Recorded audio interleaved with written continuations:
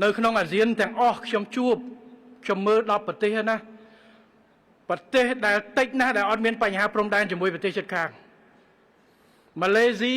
ជាមួយនឹងសិង្ហបុរីឥណ្ឌូនេស៊ីជាមួយនឹងដូចសិង្ហបុរីថៃម៉ាឡេស៊ីបញ្ហាដែលបន្សល់ពីចំនួនអាណានិគមរាប់រយឆ្នាំមកប៉ុន្តែការជ្រើសរើសក្នុងការដោះស្រាយគឺយកវិធីសាស្ត្រសន្តិវិធីនិយាយគ្នាកន្លែងខ្លះគេទៅ ICJ កន្លែងខ្លះគេមានគណៈកម្មការទ្វេភាគីធ្វើការដោយមិនប្រើការបាញ់គ្នាការកំហឹងឬក្តៅដាក់គ្នាយើងក៏មានដែរជាមួយថៃតាំងពីឆ្នាំ2000មកយើងបានធ្វើការកំណត់បកគោល74បកគោលរួចទៅហើយបកគោលវាមានលេខ73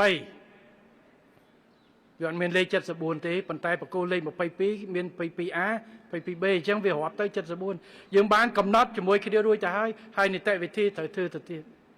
ប្រហែលថ្ងៃទៀតត្រូវមានការជួបគ្នារវាងគណៈកម្មការមកនិយាយគ្នាដោះស្រាយបញ្ហា